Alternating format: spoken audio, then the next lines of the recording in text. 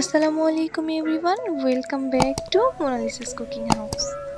আশা করছি সকলে অনেক বেশি ভালো আছেন। আমি আল্লাহর রহমতে ভালো আছি।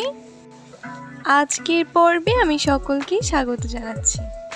আর আজ আমি আপনাদেরকে তৈরি করে দেখাবো মুখে লেগে থাকার স্বাদে রসমালাই।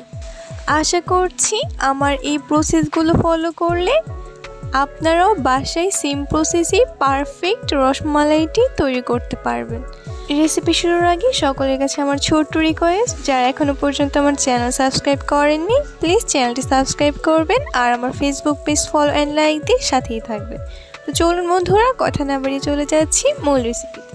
এখানে আমি রসমালাইটি তৈরির জন্য একটা ডিমকে ভালোভাবে ফেটিয়ে নিচ্ছি।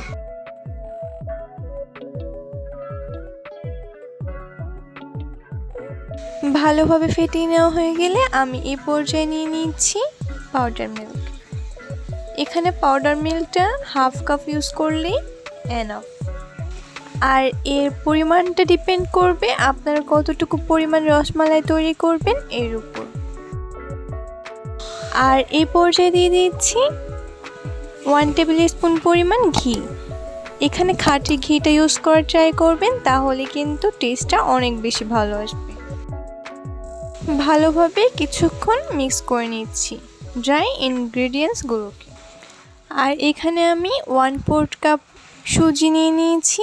আপনারা চাইলে এই সুজির পার্টটা স্কিপও করতে পারেন। আর আমি যে ডিমটা ফেটিয়ে রেখেছিলাম সেটাও দিয়ে দিলাম। আমি আবারও কিছুক্ষণ মিক্স করে নিচ্ছি।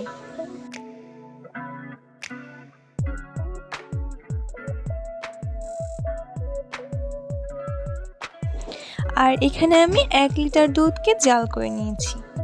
আর আমি যে রসমালাইয়ের ডোটা তৈরি করেছিলাম, এখন আমি তার থেকে কিছু পরিমাণ নিয়ে লম্বা শেপ দিয়ে নিচ্ছি। আপনারা চাইলে এটা যে কোনো স্টাইলেই শেপ দিয়ে নিতে পারেন।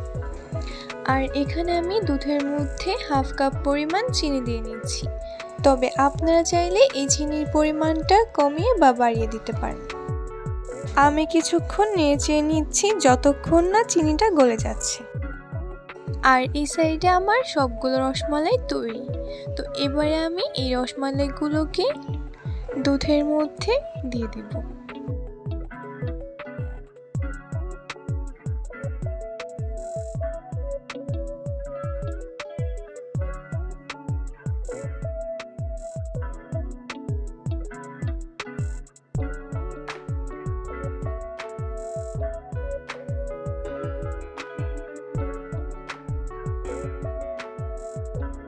সবগুলো দিয়ে দেওয়া হয়ে গেলে বেশিক্ষণ জাল করা যাবে না, তাহলে কিন্তু রসমালাইগুলো ভেঙে যাওয়ার চান্স থাকবে।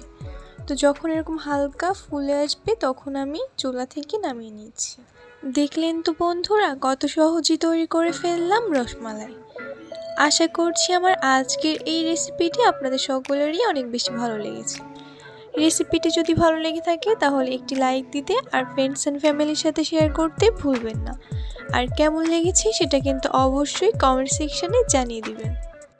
আর যারা এখনও এটা বাসায় ট্রাই করেননি, আমি রিকোয়েস্ট করছি একবার হলেও ট্রাই করে দেখবেন, না হলে কিন্তু বুঝবেনই না এটা কতটা টেস্টি। আর এরকম আরও মজার মজার রেসিপি পেতে আমার চ্যানেল সাবস্ক্রাইব আর পেজ ফলো দিয়ে সাথেই থাকবেন। আজকের রেসিপি এ পর্যন্তই। পরবর্তী রেসিপি না হাজির হওয়া পর্যন্ত সকলেই অনেক অনেক ভালো থাকবেন, সুস্থ থাকবেন। আমার জন্য, আমার পরিবারের জন্য দোয়া করবেন। পরবর্তী রেসিপি দেখার আমন্ত্রণ জানিয়ে আজকের মতো এখানেই বিদায় নিচ্ছি। আল্লাহ হাফিজ।